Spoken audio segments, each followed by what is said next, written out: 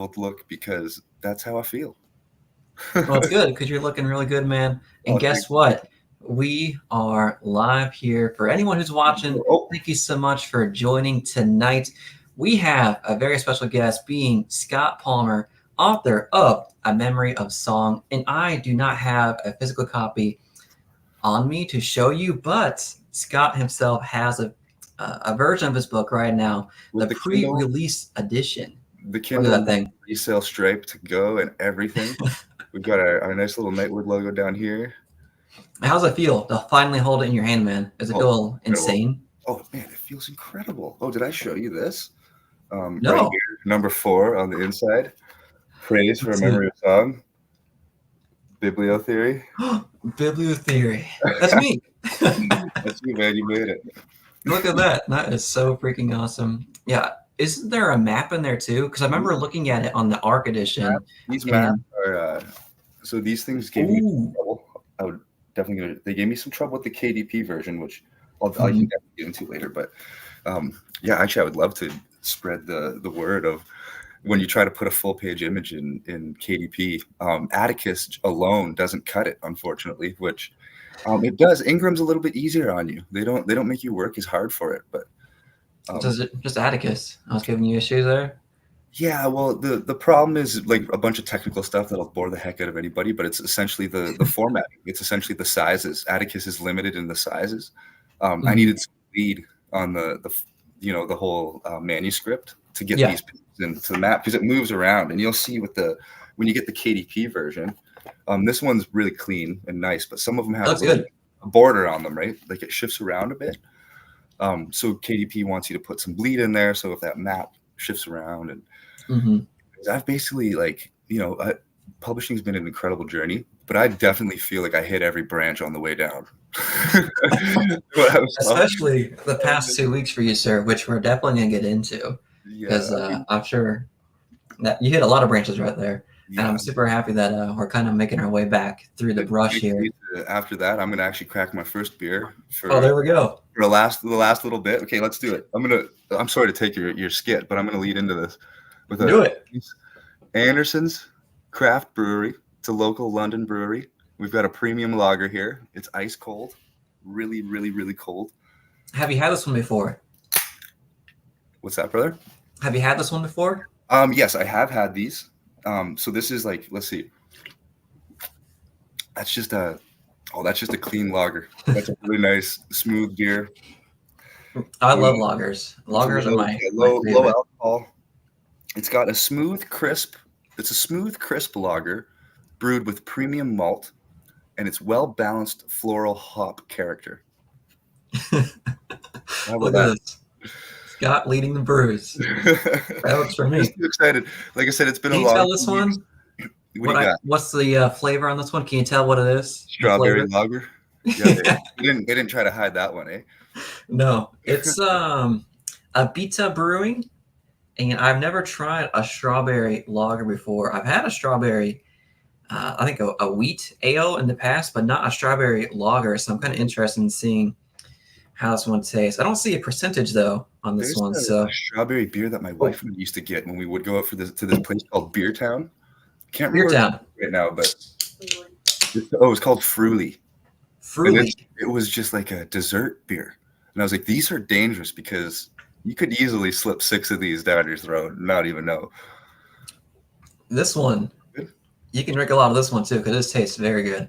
So cheers again, sir. I think we have to cheers as well because, Yeah. like Love and Laura saying, Kate and Love is saying, congrats on the big day Thanks, tomorrow. Kaden. Because Oh, guess what? Release day it 4. is. We're A finally memory there. of The song. break-ins have been incredibly supportive, of course, as you can imagine. Just to even have somebody to scream at and be like, guys, I'm going nuts. Customer service, but like we turned it into a positive. Like things happen, and this is, I mean, it's a testament to self-publishing. When these things occur in traditional publishing as well. It's just the author doesn't have to deal with it.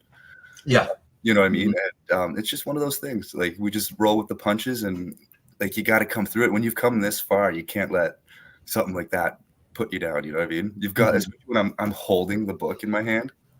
It It's was right funny there. is before the account got suspended, I had put the paperback details in there, like, and I ordered a proof. Like, I had a proof in my hand, which I just found so funny. But So you had the proof in your hand, and then they sent you the email saying, "Hey, we're going to cancel your account." Is that yeah, what happened? yeah, just woke up with a strange email one morning, and yeah, I still haven't really got to the bottom of it, but we've got some idea. But yeah, it was just, I mean, like I said, it's a hit. You got to take it and roll with it. But when it comes down to it, publishing is a long game, right? Mm-hmm. And like, as much as it hurt to take that hit on my debut, and you know, it's just one of those things. Like, I have more books coming. So Yes. I've just got to keep going. It's not like I'm stopping after one. So I mean, we'll do better the second time. We'll make sure it doesn't get. I mean, you can never make sure, but what I learned is basically how to sell from other platforms. Um, Mm-hmm. we do rely very heavily on Amazon because of they've got the Amazon Prime. It makes it so affordable to get books, right? Especially for a book lover. If you're ordering more than a couple books a month, I mean, Amazon Prime is a no-brainer, right? Oh yeah. Because it's like $7 shipping alone if you don't have Prime. So even if you get 2 books a month, you've already paid for your Prime, right? So And it usually has it's that. cheaper too sometimes It's for just one of the. those things. Even selling direct, it sucks sometimes to see the shipping Mhm. cost across the seas, and it's like, damn, I wish there was, other options, and there are definitely a ton of other options. It's just, unfortunately, for an indie author, the KU, the Kindle Unlimited, is really hard to get around. It's such a good source. Yeah. Just no one else really matches it at the moment. Like I said, there's other resources, but it's tough to give up. But like I said, you got to roll with the punches in this, and it is what it is. And now you're here, the And day now we're here, man. before the release. And I was scrolling through your Goodreads as well because I remember on your post you were saying that not only did it drop from Amazon, but it dropped from Goodreads too. And you already Yeah, had reviews on Goodreads, so I yeah, think that was even more of it a was. Yeah. nail in the coffin to you. But I saw that they popped back up on Goodreads, so super Yeah. happy about that. Are you familiar with the librarians No. with a capital L? Mm-mm. Okay, so I was not aware of the librarians until about a year ago, but This sounds like the there's a Illuminati. What's going it's on here? basically, there's a secret team that runs Goodreads. Okay, so the librarians with a capital L are the team behind Goodreads. So if you email Goodreads customer service, it's the librarians you're talking to. Library. So, anyways, they helped me out. They got it back up. They recovered the page. Somehow the page got duplicated, and Oh wow. they managed that. It was because when my account got suspended, I had to resubmit the book, which is why I got my account back, but the book still wasn't live. And then it took 8 days for the book to go live from the time that I published it. And when I got the account back, I was like, hey, I've got 9 days. This is great, right? It took 8 days to. So I was like, oh my gosh. But anyways, it's live now. It was really humbling to see a bunch of pre-orders come in again. It's just a testament to the incredible community we've got here that surrounding books. I mean, it's the greatest thing because we've all got this thing in common, right? That's bigger than it. We all have different lives. We all live different lives and have different things. But this one thing that we have in common is big enough to bring us all together. You know, I think that's really beautiful. Like, it's a really it's a Hmm. great thing to see. Like, just people being like, "Hey, man, I'm here for you if you just need to talk." Other authors that outside of the break-ins circle, reaching out. It was just really, really great to see. Like, it really feels like, when you're thinking about indie publishing, or just the indie community in general, the readers that surround the community, um, it's so much bigger than books, and it's Yeah. just incredible. You can see if anybody has anything happen in their personal lives, everybody's just there to pick you up and support you, and it's just really great. It just shows, like, it really makes me feel like I'm on the right path. I'm in the right place at this time in my life. That's right, Caden. You got it. Yeah, you got That's a lovely good yours. group of people around you. Yeah, it's really community. I think community is everything in every aspect of life, not just business, hobby, whatever this is to you. I Hmm. mean, community is important at every step of the way. And So one thing I wanted to bring up real quick that you kind of mentioned is your your break-ins family, and I just recently I saw something new called like the Secret Scribes Yeah. writing group as well. So the break-ins, I feel like you're inspiring other groups of authors to come together, Oh which man, is that is, amazing to see. I love that so much. Like that is so when we started it, Josh and I, when we were first talking, um, we didn't we really were unsure if anybody would want this because there's this weird thing, like these are, as much as like we're friends, of course we're friends first and we wanted to be friends first, but for the longest time, especially in traditional publishing, this is your competition, right? So do you want to look at it as your competition? Josh and I were like, well, we don't want to be competition with each other. Let's help each other, right? Mhm. Like we're both in the same spot. Let's lift each other up. And it was amazing to see that everybody has that same mentality. I mean, obviously not everybody. I can't speak for everybody, but to see Yeah. how many people have that mentality of helping each other, and to see other people getting together like that, and the way they revealed it was so cool. I was like, No, that's great. Like it we was have a like, secret. what's going on here? And I think somebody, I think it might have been Josh, somebody mentioned it in the Break-ins Discord. They're like, guys, look at the hashtag Secret Scribes. And we're like, oh, there's a lot of them. This is great. They banded together. It's like, and again, it just shows like the power of community. Like you can create it. You can just you can form your own. You can really, Mhm. you know, start from scratch. And even like the crazy thing is like I've had pretty small friend circles for the most part in my real life. Um, but it feels so much easier to have more friends. Like you feel so connected with people, even if you just had brief like connections with them, right? Even Mhm. when you see them posting every day and you're in there and you're like, you're seeing all these people post about their books and you're seeing reviewers post about books they're reading. I think it's just really great, you know? No, it's a fantastic community, and it's grown so much Yeah. since I started this whole booktube thing. Like Yeah. I remember talking to a few authors about how, when I first started this, like indie wasn't really in my mind at the time until a name that I know the Break-ins is very familiar with, being Ryan Cahill, kind of Yeah. broke the scene for me in terms of, hey, I might want to check this series out because it's blowing up. And then from there, I started the channel and I started getting more deeper into the indie space. And that's when I actually first reached out to you. So many Yeah. months ago, I was like, hey, if you're interested in looking for some beta readers, I'm down, man. I remember that. I think that's so cool because I think you and I were, again, we were kind of both in the same spot. Like you came in right at the same time as all the break-ins were coming in. You know, Yeah. you were just kind of getting going with your channel, and the cool thing was is that you kind of had the same mentality. Is that you know, you wanted to put out something of high quality, right?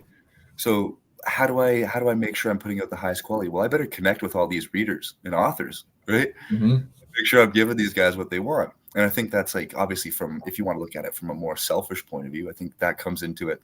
Um, like, you know, you can really learn a lot from this community. Like you can see Oh, people I learned involved. so much. Yeah, yeah, exactly. Like, you know, we teach each other and it's excellent. Yeah, I remember when before I had the channel, and sometimes I posted on my personal Twitter account, and I said, "Oh, I just finished this book and I loved it," and I tagged the author, and it blew my mind when they liked it. Like Yeah, not even respond. I was just like, "Oh, I this guy know. actually liked my tweet. That's amazing." And then coming into this now, I getting speaking with you. I mean, right now, I think is an amazing journey in that we're here for each other, like you said. That we're two people that love books and like to talk about books. So let's just keep that steam engine rolling. And talking about that, I Yep. think I see it right behind your left shoulder. More proof copies there Yeah, yeah. You of see my them. memories. Okay. Yeah, I can see them. It's so far away that I was like, okay, it's kind of, that's what you can kind of subtly see. I was like, I'm gonna set these up. I was like, oh, those are really far away, but I'm I glad think that it's because the sword is just so like iconic. it's iconic. That's I haven't heard that yet, but that's a Is little. just the now that I've read the story, I know the significance behind that sword. If I'm correct in assuming that's the same sword. It's the same sword, Okay.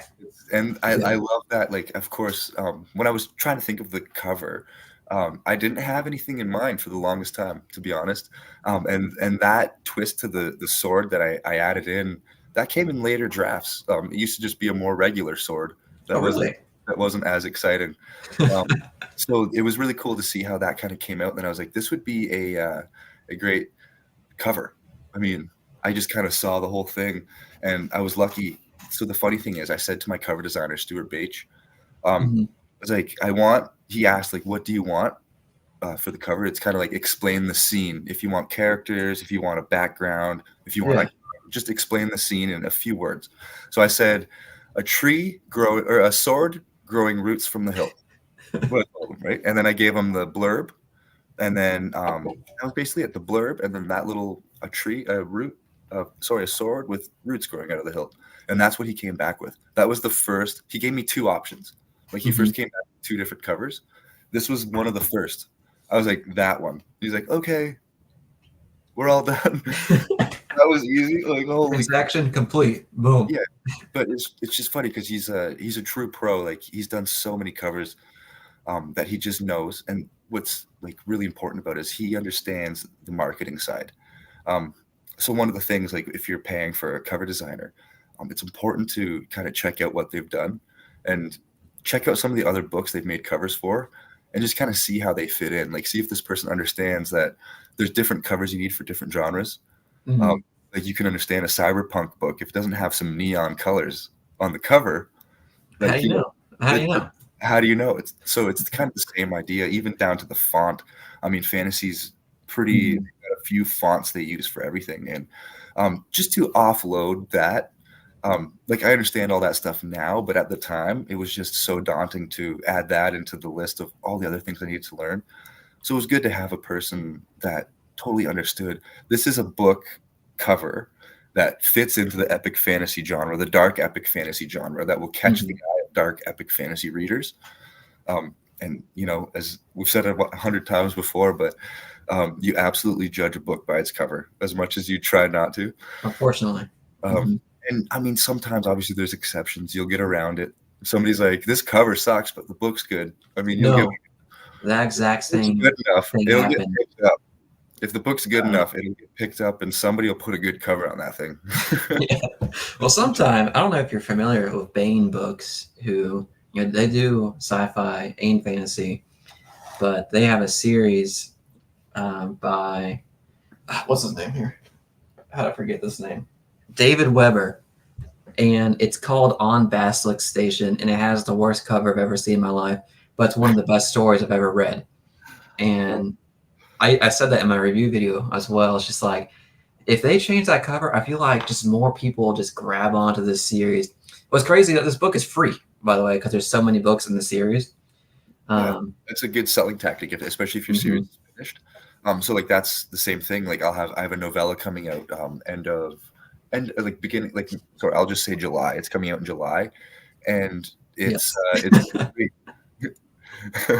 there's an ugly cat that that just haunts my dreams on that cover, and Yeah, he yeah. knows. He Sometimes knows. it sticks with you like that, right? But yeah, like the free tactic, that's the same thing I'll be doing with the novella. It gives new readers an entry point, risk free. One of the things it's obviously incredibly hard to get somebody to read your book. So think about Mhm. how many books you have on your shelf right now that you want to read that you haven't got to. I know. It's But sad. It's even very if sad. somebody really wants to read your book, it still might take a while, you know? So that's why it's so like every time somebody does read it, I'm so thankful, and I just want to reach out and be like, hey, thank you so much. I really appreciate. I understand like what that means, and it really means a lot. But in order to get people to do that, the cover really helps. The cover really helps. It That does. it taunts you from the bookshelf, and it calls your name. And it's like that's a really cool cover. Like I just want to take a peek inside of there, you know? Uh, That's what happened to me like a couple of days ago. I was walking through Books a Million, and this book right here just struck my eye, and it took the top spot on my TBR. Like it took over everything. I was like, I yeah. have to read this right now, and I'm I love already like pretty a little good chunk into it already. So going. yeah, covers. Well, I was just saying, like, it's what it is there's all these barrier to entries, right? In Mhm. reading. Like I was saying, if you could really want to read a book and you're not reading it, it's there, it's on your shelf, you want to read it, you're like, I'm going to read this one day, but it's not. There's different barriers to entry to even get that book on your shelf. And obviously, one of the most obvious ones is price, right? So Mhm. if you have a bit of your writing to offer that's low risk, it's got a good appeal, so somebody can read it. They might want to read it, and it's low risk. That's a home run right there. And what you want to try to do, especially as an indie author, if you're trying to get every single reader you can, give them those entry points, right? So that's why my book is 99 cents, and it will be for the ongoing little bit as far as I can see in the future. And one of the reasons for that, like I said, is entry point. So I want to know if my book's made it onto your radar and you're like, I kind of want to read that. That might be good. And then you happen to click on my Amazon page and you see, oh, it's only 99 cents. That's really low risk, really, really low risk. And there's obviously you can take it different ways. There's different arguments that are often Mhm. say, well, that low risk because they only paid 99 cents, they're not as invested in it.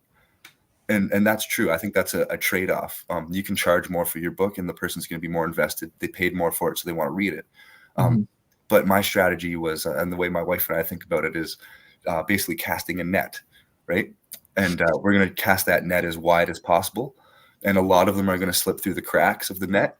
But if we can just get that as far as possible and try to reach as many people as many people that actually get through these different barrier points, which is obviously, like I said, getting it to the front of your TBR, the price point. If we can get past all Uh-huh. these points and just get people to read it, I was confident enough that I wrote a story that could resonate with human beings in a way that they might enjoy it. They might want to come back to it, and they might give me that benefit of the doubt next time they see my name. Um, and buy it, And obviously, book two is never as cheap as the entry Yeah. points. That's kind of the whole, if you want to look at it from just a business point of view. Um, but that being said, I also made the decision that I wanted this story to reach more people and to make less money.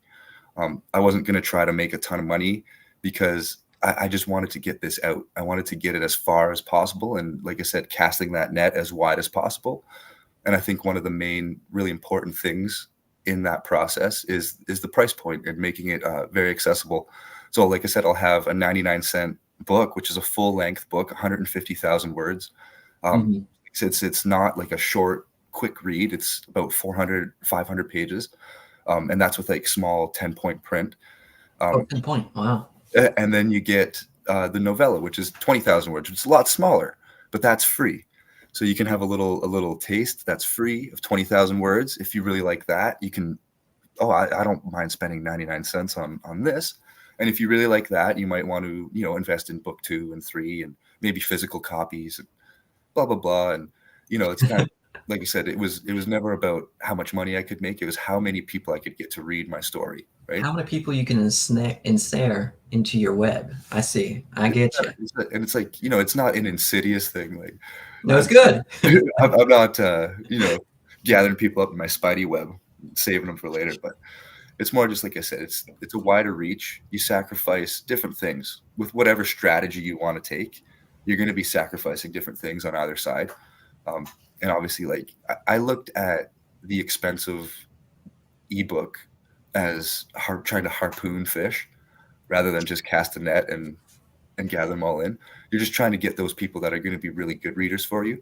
But in my experience, and I found it really funny actually, there was people that I had made relationships with that I really thought they were going to like my book based off of other books they've read and different things like that. I was like, I think this person will like this will be a home run for them. I think they're really going to like it.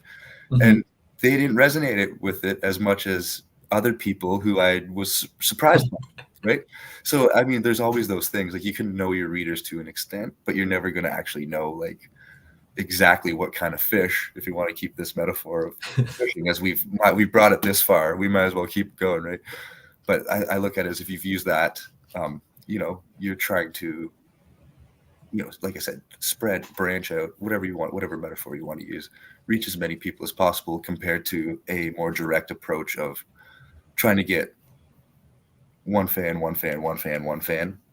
And I'm a fan of this novella tactic as well because I know again, the name I'm gonna say again sparks you to you take a drink.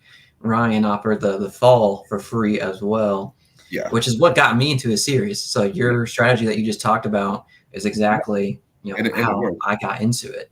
And actually, I'd love to tell you a funny story. Well, I don't know how funny it is, but at least it might be engaging. This is so when it comes to Ryan's The Fall, um, there is a course. It's called the self-publishing course. I think it's called Learn Self-Publishing now, and it's a podcast called the Self-Publishing Formula. Ryan was actually a guest on there, um, but before he was a guest on there, I was listening to this, and I started to see everything Ryan was doing was laid out in this course. And if I when I meet him one day, I'm gonna ask him, "Did you take this course?" Because I took it, and I'm almost positive everything I started seeing behind the scenes. I was like, "Oh, Ryan did that. Oh, he did that too. Oh wow, he's done all of this stuff."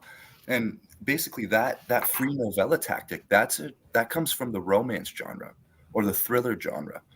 It was never a thing in fantasy, and Ryan was the pioneer that I think. I mean, of course, obviously, it's been done before. Like Rothfuss Mhm. has his novellas, but in the way he did it with the free entry point, that's a strategy that's used in the romance genre, the thriller genre, like outside of fantasy, and it's very popular and it works very well. And I don't know if you know, but like romance is the number one Oh genre. yeah. They sell so many books, and part of it is they're cheap, they're shorter, I should say, and of course Mhm. I'm generalizing. This is not every book, but in general, they're shorter. They have many like there's usually an author will have many different series on the go at the same time, especially in the thriller genre. Like if you look at David Baldacci or like he's got 7 different thriller series going, and you never know which one you're going to get. Anyways, it all stems from that stuff. So that brings me to the whole point of why I brought this up was that um, it's funny because you can learn so much from the other genres in publishing. Like when I took a course, not the self-publishing course, but I took a writing course when I was first getting into it. And obviously I met different writers in different genres. And one of my Mhm. friends, she's a romance writer and she sells so many books. And I just couldn't believe it. And I was the whole time I was looking at before I started posting on social media, I was learning, I was watching what is she doing? Like what is she doing? So like all the videos you see me posting with the music and like the little Canva creations that are just little tiny like they're Yeah. dumb little trailer videos, right? And but what that is, that's from I took that from like I said, romance genre. And in the romance genre, I see those going around and I mean, people just love them. They give you the aesthetic, they give you a feel. Yeah. And again, one of the things always brings us back to the start. One of the things when you're trying to get somebody to read your book, when you're trying to jump up that TBR, if you can give them more than just a visual, if you can give them more than the cover and your physical book, if you can give them some sound and an emotional feeling to Mhm. go along, if you can try to trigger something emotional in them, um, I think that will really, really draw people in as well. Like, and that's how I wrote. Like, you've read my writing, so like every bit of my writing has to do with invoking emotion. Not every bit, I shouldn't say that, but like it's not just all emotion, but it's all build up so that when I do release the emotion, it works. And like I said, that's just how I see it in everything. Is you Good can old take Wolfie story. Yeah, that's an emotional story, my friend. yeah, oh man. I use those stories with like these emotional trauma to deal with my own emotional trauma. I'll be totally open about that. Like I used it in different ways, and the funny thing is that I didn't actually realize that until the book was done and I was reading it back, and I was kind of like, oh my God, and all these different things clicked about where these traits came from in these characters. Obviously, not all me, but all my personal experiences from people in my life. Um, and it's just insane. Like, and I said too on a before, I couldn't have wrote Wolfie the way I did if my wife didn't have a child as I was writing the book. So like right when I was in the middle of the second or third draft, our daughter was born, and like my wife taught me so much about who Wolfie is. You know what I mean? Just Mhm. that whole process. Um, so like you said, that if you could draw anything from real people or real situations, put that into your writing, put it into anything. Like I said, to bring it back to what I started with the trailer videos, I'm just trying to invoke emotion. I'm using a song and a visual and a movement just to try to get a bit of something moving inside of you. That's more than just the cover. It's the cover, but it's got a song to it with some words and a hand chosen excerpt from the book or whatever. You know what I mean? Now, I liked how Adrian Gibson, another the break-ins, had a whole soundtracks, like a whole playlist of like brand new music Amazing. built And just for him for his Callum series. Lott is doing that as well. Oh yes, Lott, yeah, and the dirge for Sicarius. I hope that's not a spoiler, Callum. I'm sorry if it is, but no, he's released some of it, I think. I'm pretty sure I saw something about a soundtrack. So yeah, no spoiler there. Sometimes we'll post stuff to our break-ins friends because we're so excited, and it's not released to the public yet. And when I'm in here, I have to be like, wait a minute, was I supposed to say anything about that? Usually I try to keep quiet so I don't accidentally spoil anything, because I mean, there's just too many things to keep track of these days. Mm. Well, now we're at the 30-minute mark already. Somehow, okay. I have no idea how that happened. Let me finish this one. Second beer. Yeah, I don't know. This one's dangerous because I can drink it without even thinking it's a beer because the strawberry. It tastes so good. I've got a different one here, and I'm gonna go. This is in honor of our good friend Ryan Cahill. New Zealand. There we go. Anderson Craft Ales. This is again a local brewery to my hometown of London. Let's get into a good little story about Anderson's Craft Ales. They are, well, first of all, local ingredients. I live in the Greenbelt. There's a lot of farms around here, so easy to make beer. Anyways, they, my good friend, it was actually my wife's best friend, who's easily become one of my best friends since our relationship. Jimmy, he wrote a movie. He wrote a script that got made into a movie. It's called Here for Blood. You should no way. Yeah. You know what? I'm pulling a blank on where the distribution is in the States. I can't remember what channel you can watch it on. Anyways, he wrote this movie, and when we filmed it in London, Anderson sponsored it. So every scene in that movie that has a beer in it is an Anderson's Craft Ale. So there's a wrestler in this movie, and there's a scene where they're in a wrestling ring and they're at a wrestling match. And my wife and I got to be extras in the movie. So we were at the stands cheering on as they were like, we were the fake crowd, right? Mm-hmm. And while we were there, Anderson supplied us beer the whole time. Well, that's an easy win. An easy win right there. To us, he's like, "There's just huge cases of them in the back. I'll just let me know," because they had a 1 beer limit for the people, but that was only like what they had to say legally. Oh, so like he was like, "Just ask me for a beer and I'll get you a beer." So that was like, I mean, I think they're great for doing that. First of all, that they sponsored a movie. How cool is that? And they just gave them so much. So it was like the fact they give back to the community. We love that. And there's a lot of different breweries around here. So like, I mean, there's a lot of competition. So to do something like that, I guess it's marketing. You want to bring it back to the indie publishing game, marketing. And this is a pretty common thing. Marketing is not just spending money on ads, right? Marketing is everything. Marketing is what we're doing right now. Marketing is commenting on your favorite authors' posts, tagging them in your posts so they might like it, as you mentioned with Twitter. That's all forms of marketing, and there's just different things to think about. But like I said, I could ramble on all day about all different sorts of things, but I just love how they have their logo. That's right, yeah. Sorry about the sunburn, Ryan.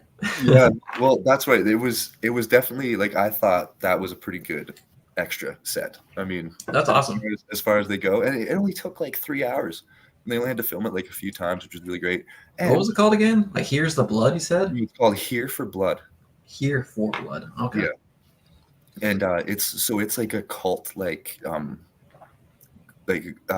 like horror movie, like an old school horror movie where there's a lot of obviously, if you can't tell by the title, there's a lot of like blood, and some of it's Oh, unrealistic. really? So like the one time he like stabs the guy's hand and it just starts like gushing blood like a fountain. And it's kind of just like I said, it's just pulp horror, funny with like they've got like cult followings. And let me grab it. I think I've got. Where's the? I think I'm looking at it right now. Okay. Here for Close to Blood. Oh yeah, that's the one. Is that it? Yeah. Perfect. Well, that's a very cool looking cover. This on whatever streaming platform it's on.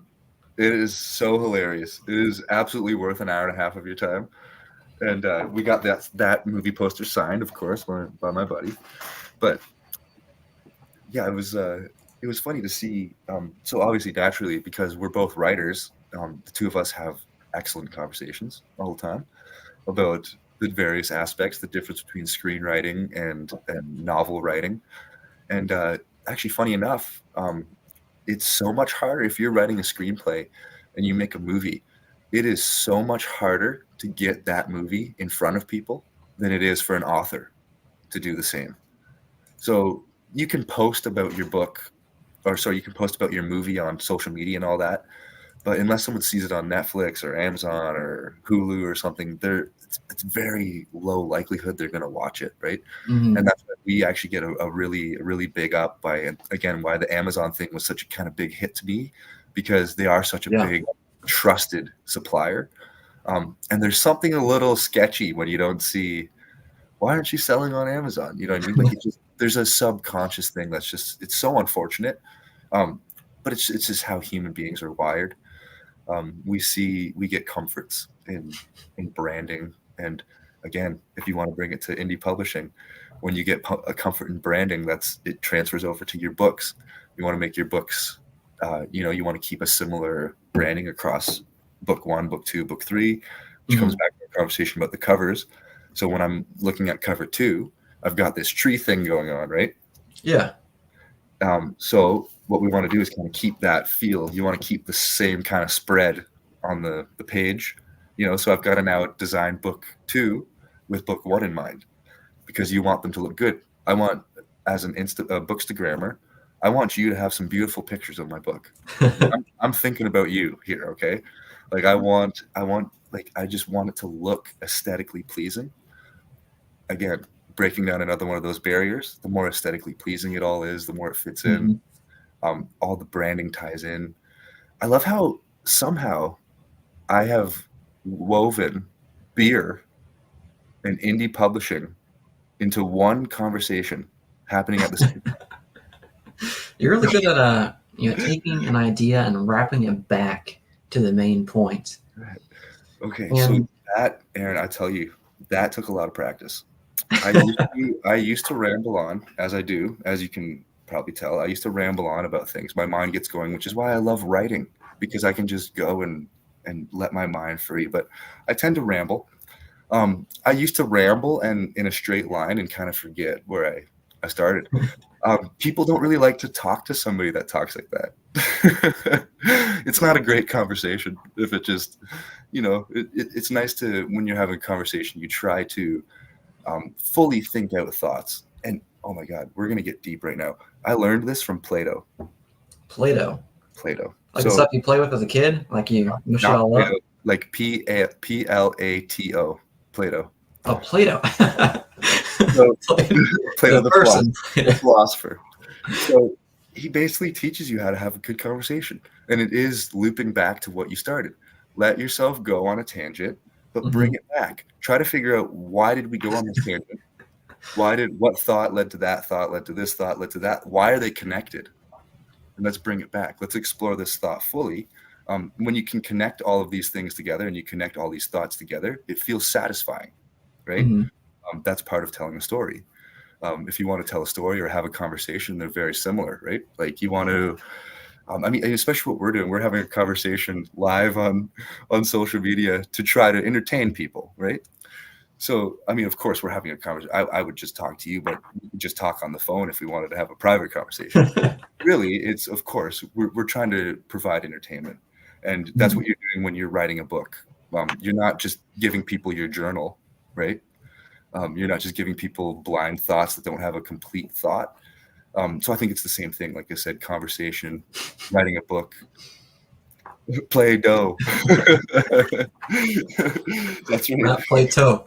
And I wish I had a Duff beer right now for that DOH. That's immediately what that made me think Oh of. yeah. So Now, wrapping this back up real quick, Yep. going to your point here about covers, one thing that I read from you was your prequel novella, The Sound of Starfall, which, I read that before I read A Memory of Song. And like within the first few paragraphs, I was like, oh my God, this guy can write. And I was blown away. It was just so cinematic, some of the scenes. And I'm super excited for people to get their hands on it because it's just, I it was one of my favorite novellas of like I ever read, more than The Falls too, which was my top spot. Oh wow. Wow. And Thank you very much. going back to where I was going, now I'm going to bring it back to what I was talking about, the cover. Are you going to reveal a cover for that here pretty soon? Because I think it's supposed to release soon, right? Too. Okay. Yeah, I'm gonna announce this like probably tomorrow or the next day. But yeah, the cover reveal is coming June 11th. June 11th. Oh, here we go. We've got Patrick Leo signed up to lead the way. Of course, our good friends at Fanfi Addict, David Walters, he's also taken the lead on this, which I found amazing because he just made a personal post about how he's leaving social media, but he wanted to do my cover reveal first. And I just, David Walters, thank you so much. You're amazing for doing that. And I so much appreciate it. So we've got that. And then obviously SFF Insiders, which I had to get on their new thing, which, any hot new thing you got to jump on. So we've got a couple of the big guys throwing it down. I'm going to have a deal on A Memory of Song for that time. So hopefully everyone can kind of, for the release of The Sound of Starfall, I'll have A Memory of Song on a sale as well. And you'll be able to grab both. 99 cents though. How much are we giving? You can get both. You can get both for free. Both for free. Yeah. You're casting that net. Upon the release of The Sound of Starfall. It'll be a 2-day period or 3-day period. I haven't decided yet, but so yeah, I just want to, like I said, I just want to get it out there. So once the cover's out for The Sound of Starfall, it was kind of weird because they're so close together. It was a hard balance to find out how much I wanted to keep the focus on A Memory of Song right now. And instead of being like, I've got this and this and this, I wanted that date of May 29th to be kind of solidified in people's heads. Tomorrow. Yeah, tomorrow, exactly. In a couple hours, actually, which is insane.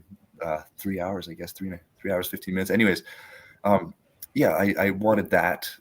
So I lost what I was talking about there, Aaron. The cover. We're going to reveal it June 11th. Yeah, so I wanted, like I said, to keep the focus on A Memory of Song, and then basically as soon as that's out, and I can kind of just give people another date to look forward to and keep the ball rolling, because I mean it's so hard to stay relevant. It's tough when you're writing epic fantasy because these books are long, right? And I knew that I'm writing book 2 right now, but I also had to publish these 2 books, and in doing that, I had to build a platform to launch off of as a new author. I'm a debut author. So I had no social media following. I had no mailing list. I had no website. So I had to do all of these things over the last 7 months, right? To actually give myself something to launch the book to. And that took away a lot of my writing time for book 2. I've been able to pick away at it, but I'm not able to give it 100% of my focus, but that's very soon. But like I said, knowing that I was going to be probably 9 months to a year before book 2 came out after book 1, I really wanted to try to put a lot out there to really give new readers a lot to grasp onto. So like you said, you get your prequel, which reveals a ton of world history. It's not just a prequel. You're getting a ton of the history of book 1, right? It's revealing to you a lot of the mysteries that are there. Not a lot. I shouldn't say a lot. It's revealing to you maybe 1 or 2 of the big mysteries that can either make your experience of book 1 more enjoyable, or if you read book 1 first and then read The Sound of Starfall second, it can make your reading of the novella more enjoyable. And I tried to write it in a way where you could read it either way, where they tie into each other, but it's very much connected. as one story. Um, and I guess I'll just roll right into what I've kind of got planned for the whole thing, which is I've got 3 novellas planned. Oh So man. the sequel to The Sound of Starfall will be maybe 1,000 years ahead. Basically, after the events of The Oh. Sound of Starfall, but skip ahead 1,000 years. Um, But still before Memory of Song? Still before A Memory of Song. So all 3 novellas Oh, will be wow. before A Memory of Song. But I'm going to give you the whole history. So if you think of the Silmarillion, he's got first age, second age, third age. I'm basically giving you all of the second age. Oh. So I gave you a small glimpse into the first age with The Sound of Starfall, the ending of the first age, right? And then the second novella will be a glimpse into the second age. The third novella will be a big kind of tie-up of the major event that happened in the second age. And then the 4 main books is obviously the main event happening in our current time, which is the Mhm. third age, which again, to steal from J.R.R. Tolkien, which who hasn't, this is probably the end of the third age of my, like, if you were to look at the world history of this event that's happening in A Memory of Song is so big that everything that occurs after that is clearly a new epoch of human existence, right? That's exciting. Yeah, I didn't realize we would get something in between Sound of Starfall and A Memory of Song. So that's exciting. Hopefully, we get more of this one particular character too, because he was a standout. The Wizard? In yes, the Okay. wizard. Yeah. So, of course, the novellas are focusing on him, Oh, look essentially. at that! Music So to my ears. yeah. Perfect. So you get kind of, again, it's a way that so when you're doing like you want to try to write in these gray characters. That's really popular these days, right? You want to write characters that are neither good nor bad. They have both.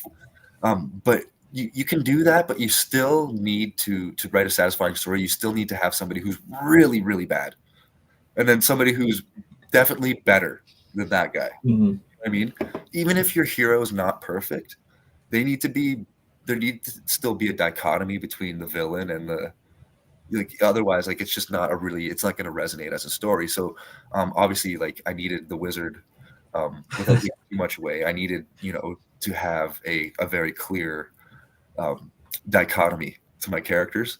Look at that. And you hear that. Incorporate wizardry. We Yeah, got we it. got wizardry, and there's even like an old school of wizards that's, like, of course, long abandoned because, fantasy. But I love, like, I think about the old school of wizards that used to exist, and of course Hogwarts is in my mind. I'm like, ooh, they probably had all these moving stairs and fun stuff, basilisks in the basement, you know. Yeah, I wanted to. Hey, Bo, welcome Oh, to oh, the cheers. chat. I wanted to actually talk Welcome about to this. I the didn't even talk about this just yet. It's called "You're My Boy Blue Oh, Blueberry Wheat Ale." you're my boy Bo. How about, Oh, look at that! right? Tied You're my in. boy, Bo. So It's we're, actually really tasty. we've had like 1.5 beers. We're getting wild tonight. It's getting crazy. We're celebrating a long couple weeks. We're celebrating an exciting tomorrow and an exciting future for both of us. And tonight, Bo, you'll be happy I don't have any IPAs because somehow when I have these chats, just IPAs, the cans just look so cool that I always just gravitate towards them. I know, But yeah, I never like IPAs. I just can't get into it for whatever reason. same boat, and it's probably because I'm not really a beer drinker. I'm not really a drinker in general, but I enjoy a good beer, especially on like a night when I really needed to relax a bit. Perfect timing to have a nice beer. But I want it to taste smooth. I find Yeah. IPAs really harsh and bitter, but for people who really like to taste their beer, right? There's a lot of taste in that. But I guess Yes. it's kind of like with this New Zealand lager, it's a crisp, refreshing New World lager featuring notes of orange, citrus, tropical fruits from New Zealand hops. So it's very smooth and it's very fruity and delicious.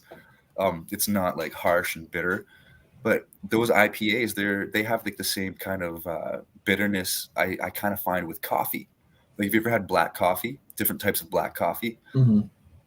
If you have it black, you can actually kind of taste the difference between the bitterness. If you can get through it, yeah. If you can get through that taste. I don't drink it black normally, but I have done it, and I like to, if I get a new type of coffee, I'll have a bit black just to like really experience it. Yeah, I knew my boy Tim was going to come through in one way or another. That's right, Timmy. Now, I wanted to bring up real quick your comps. I know you described a memory of song being if you like Braveheart and Game of Thrones. Obviously, I love Game of Thrones. So I know what that is because I have all the books right here. Yeah. Braveheart, I have never seen. So, Oh, okay. is this something that I need to watch? Yeah, okay. So Braveheart, why I use Braveheart as a comp is because the feeling that you get from the society, that's Braveheart. So like the way I have wooden palisades rather than castles everywhere. Like you don't have stone castles, you have wood. Like it's farther back in time than Okay. usually like a lot of fantasy will be kind of in the Renaissance era or high medieval era, which is very like Game of Thrones. There's a lot of pageantry. There just simply wasn't pageantry in the old Celtic age, like what Braveheart was based in. There obviously, okay, that's not true. There was pageantry, but just not in the same way, not to the same extent. Um, it just was very raw and very bitter. So I used Braveheart as a connection to tie people into the feeling they were going to get. But were these castles, even if you get castles like that are made of stone, they're not very good, regardless from the magical. But there's magical castles in my book, but that's not in Braveheart. But the I wanted to ground people in that dirty Celtic. They're not wearing full knight's armor. They Hmm. have shields and axes and some leather, boiled leather, and they just kind of piece stuff together. Because it's not incredibly Norse inspired. It's actually Celtic inspired, which are of course very similar. But if you lean too far into the Norse side of things, it kind of gives a different feeling. But of course, it's heavily inspired by both. But the other Braveheart comp, the reason that it's there is because it's very clear north versus south. We're protecting our land from this Southern army pushing up, and Hmm. of course, the Southern army pushing up, the Aeland army. They are a completely, if you couldn't tell by the name Aeland, I basically ripped off England. Like I even used a red and white flag, which is a red eagle on a white flag, Hmm. which again is mixing the U.S. in there. Like I just kind of mixed a bunch of stuff in. I learned this from George R. R. Martin. If you want to make an interesting culture, just take a bunch of stuff people are familiar with, and mash it together and make your own thing. So it's not England, of course, it's not England. And in book two, when you get into the culture, you're going to see how much not England it is. Hmm. But I think it helps to have that starting point of you can see. So when people think, if you've seen Braveheart, you'll know the English are coming up to attack the Scottish, and the Okay. English have a better army. They've got and the Scottish, the Northerners have to band together, and it takes William Wallace and his heart and his encouragement to band these people together and his good words to just kind of give people a something to fight behind and a name. So that was Scotland versus England, and that's kind of what I used. And obviously, the Game of Thrones comparison. It's not it's not the heraldry as much. I put heraldry in there because I love it, but it's not done in the same manner as Game of Thrones. The reason I used that as a comp was actually because of the style of writing. So you get longer chapters, I should say. Like I have chapter breaks and stuff, but Yeah. for the most part, like I think my shortest chapter is like 3,500 words. Um, It's a long chapter. Yeah. like so like George writes in a way where each chapter is a short story essentially, and you pile all of these short stories onto each other, and they make a full story. But each chapter has a kind of closed loop, um, and with that, there was also with Game of Thrones, with the Song of Ice and Fire, I should say, there's a strong horror element, um, like below Hmm. fantasy. It's very so I wanted to add that very H.P. Lovecraft feeling where things are dark and spooky and really strange and kind of dirty and weird. You know what I mean? When we get really into like when we go below like there's parts where it gets really weird, right? For lack of a better term, which I mean, for me, I love fantasy that gets weird, because to me that's fantasy, right? Thinking outside the box and touching on these different things like witches and witchcraft, and these things are weird. They're strange and they're a little scary, right? And I think George R. R. Martin really brought that out, um, in Oh my yeah. opinion, better than anybody in history. So I wanted to grasp onto as that as a reference. I felt that if people started to read it and they've read Game of Thrones or even watched the show, you would have very much the same feeling, in maybe just the style of storytelling, being dark but not sadistic, if that makes sense. So everything's dark, but everything also has a underlying of hope there. Um, Yeah, I would not call it grimdark. yeah, and when I was marketing it, I made sure not to actually market it as strictly grimdark. Grimdark readers will love it. Well, I shouldn't say they'll love it, but I wrote it so hopefully, like, I'm a grimdark reader. I love reading grimdark, and I wrote it like so I would like it, obviously, right? But Oh it's yeah. just toned down, the darkness that comes before, like R. Scott Baker. He like these themes of really, really dark things, like in the human nature. I don't touch on a lot of that stuff. You know what I mean? I'm not touching on like a lot of these cliche, not cliche. That's not what I meant to say. A lot of the faux pas subjects that you don't want to really. I didn't want to touch on really controversial things. Is what I'm trying to say. Um, like, so I just didn't go that dark. I mean, if you're going to get into the dark side of humanity, um, you gotta choose how far you're going to take it, and what avenues are you going to explore. I saw a lot of these, a lot of the avenues that are generally frowned upon. They've been very well explored in literature. You can find many books that feature rape. So I was made a decision very early on that I just wasn't going to have it, because I just didn't feel the need to portray it in any way. Of course, behind the scenes, it's happening in my world somewhere. Um, if it is, it just won't be on screen. And, um, you know, it's just, again, one of those things. There's many things like that. Just these little decisions you make in the storytelling, um, to see where you want to go. Hmm. So again, to bring it back to the Game of Thrones comparison, I didn't go as deep as George in some of these things, but I did with other things. And I really thought the way that he explored, the dark side, the aftermath of war, like what really happens when you run out of food. Like me, I found that interesting, and that's a dark side of humanity. I felt comfortable exploring, and really kind of bringing into the thing. So it's not a spoiler to say the premise of my first book here, Memory of Song, is that the elements die, right? So that the fire won't light. There's no wind. There's no rain. So crops are dying. The earth, things are just piling up dead. Um, People are Hmm.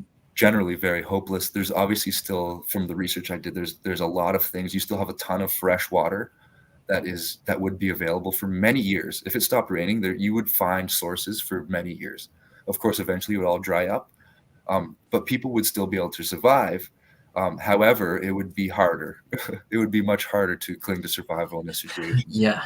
that happened. And so I wanted to Hmm. explore what would happen to the economy, right? More specifically, a medieval, early medieval Dark Ages economy that was already not really stable, that was already immersed in wars that caused them to have very little food in the first place, right? And a lot of moving parts. And one of the crazy things is when I was like researching and I looked at what happened if, so I was like, why do people not just give up their castle? If they think they're going to lose a war, they would choose to set up for a siege rather than to just give up the whole battle. Hey, Caleb, I was talking about you. So rather than just give up the whole battle, they would choose to bunker down and siege. They wouldn't just evacuate, right? And I always wondered why, like to me, it seemed easier to just evacuate, take your city and leave. Like you're gonna get defeated one way or another. But it's not. Like to actually take that many people, the journey, I'm sure if anyone's familiar with Exodus from the Bible, like the journey when you migrate a bunch of people to a place of high population, it's not pretty. Some very many times it would be worse than just maintaining that siege, you know? So again, I got into that, just went down these different avenues, and Tried to I enjoyed it. I think the comps. I mean, I couldn't see Braveheart just because I haven't yeah. watched the movie, but I can definitely see the Game of Thrones ca- comparison there. But I'll tell you that now that we're reaching the end of our little chat here somehow already, that anyone who is watching this is that the vibes that I got from reading uh, A Memory of Song, I think it's even in the blurb there in the book, is that it felt like John Gwynn's Bloodsworn saga. And I'm pretty sure you didn't even read that when I told you. Like, Yeah, this book reminded me, especially Orca. If you're a fan of Orca's arc in that story, you'll really enjoy Wolfie and A Memory of Song. And also, of course, Joe Abercrombie. I think everyone who is somewhat familiar with the fantasy genre is aware of Abercrombie's name because he's just huge. I got lots of similar feelings that I had, especially around Logan Nine Fingers yeah. for James, James. Yes. massive influence. Like just huge influence from that series. All of his writing in general. I loved the way he explored characters. So I completely tried to do it in my own style. The way he explored characters and built cultures, I absolutely loved. So it was really like my early writing was a huge mashup of Joe Abercrombie and George R. R. Martin, which is funny. And like you said, I have actually still not read a single word of John Gwynn, which I find hilarious because of how many people are comparing me to him. Hmm. I find that incredibly fascinating. And I was talking with my wife about it. And I think what it comes down to is I was actually looking at John Gwynn's Goodreads. We've read a lot of the same books, John and I. John Gwynn and I have read a lot of the same books, even what we researched. He's really into Celtic mythology. And I think that's probably the comparisons I'm getting. He loves lore, right? That's what Yes. I'm Very feeling. lore heavy. Love lore. And I think that's what people are feeling is you're getting so many stories within the story, right? Um, like within this one big story, you're getting dozens of small stories that are within the world, right? That are all just because that's what our world is. It's just a ton of stories mashed up together, like John Gwynn and Joe Abercrombie. Yeah, it was it's a good combination in my mind because two huge names for you, Mr. Scott Palmer. And I know we're reaching here at the end. I have one more question for you. But before we get there, I just wanted to say thank you, everybody who was watching up to this point. Thank you so much. Again, tomorrow, A Memory of Song is coming out. So this is the day before release Yeah. for our debut author right here, one of the founders of the Break-Ins. And I'm super excited for people to get their hands on your book. And I know you're casting a wide net right now. And hopefully you ensnare everyone's mind to continue reading your Thanks. story. Yeah, like I said, it's all just about connecting with people in the end. I just want people to read this story that I've written, and I hope you connect with it in the same way that I connect with it through writing it. And I think there's a lot of the human experience tied up in there and documented. And I think that's important. I just wanted to, like I said, capture something real. And I did my absolute best to do that. And I absolutely hope that anybody that reads it gets even a sliver of something, anything from it. I tried to put, Stoic wisdom in there that I've learned from reading different philosophers over my life. And my character, Yurik, I tried to make him very uplifting and give you some one-liners to think of in dark moments. Because I've used one-liners from my favorite books in my dark moments. And if I could supply that to somebody else, that's, I mean, really, really what it's about. And the last question, what's your thoughts on cursing in books? Well, apparently, I said the F word 137 times in a memory song. So, okay, here's the thing. I think that if it's the culture, if it works in the culture that you've created, Mhm. I think it's got to go. I didn't know I was putting that many F bombs in there, but I can tell you that in my style, when I'm writing, I immerse myself in it as deeply as I possibly can. And those things that are coming out of my characters' mouths, man, they needed to say the F word. They needed to say it. And sometimes they need to think it. And I guess it's just, I don't know. So I guess like to answer your question, I think that it's okay if it works. Mhm. Um, if it never feels like it, like I've had my book heavily edited, heavily, like it was beta read, it was alpha read, it was beta read, it was line edited, it was copy edited, and it was proofread. And in all of those versions, nobody was like, "You say fuck too many times." Sorry to be blunt, but nobody. So I mean, you just got to kind of, if it doesn't ruin the sport. Yeah, I know that's like Trailer Park Boys. If I can't drink and swear, if I can't smoke and swear in court, this is an unfair. I can't properly express myself, right? But no, that's really what it is. It's just, if it works for the society you've created, for the culture you've created, and it doesn't ever feel like it's like, is this guy just saying the F word to say it? Mhm. Hopefully it doesn't feel that way. Oh, It's no. consciously in my mind now moving forward. So probably the books moving forward maybe won't have that many F-bombs, but I can't guarantee. I mean, It's it not you, it's the characters, man. It's not yeah, you. I think once I go down to some different cultures, like this A Memory of Song is very heavily in the northern culture, because I wanted to give you something to grasp onto. So they're going to still be there, but they'll be probably 33% of book 2 rather than 50 and 50. So like two of them combined will be 33 rather than a whole 100% of the story. So you're going to get some different cultures, and I think these other cultures, as I'm writing them, they don't swear as much, at least in the same way. But it was very much and I don't know if I took this from my Canadian heritage, but we swear a lot up here, man. It's just a common thing. Oh, fuck, eh? And I work in a shipping and receiving industry, and I deal with a lot of truck drivers and farmers, and it's just part of the lingo. And I don't know if that subconsciously came out Oh, or it but it didn't feel overused in my opinion when I was reading through it, so like I I said, think you're good. my hope Keep is that it doesn't, but keep using the F-bombs, man. I'm here for it. it's pretty funny when you highlight it and put how many there were. It's like, Like whoa. my individual highlights, I had 8 highlights include the F-bomb, which I thought was hilarious. That is, So, just from like what you were like, yeah. Gotcha, yeah. all right. I think we've reached the end here. I can't Man, believe it's already been an hour. I think I about finished about the equivalent of 1 beer, so I'm not too deep into the woods. So I think I'm okay. But I'm good, but I took these Monday, Tuesday, Wednesday off work this week. oh, there we go. Celebrate release. So I'm good. I'm gonna wake up early tomorrow, but I'm still good to have. Tomorrow, A Memory of Song, everybody. Go buy it right now. Thank All you, right, sir.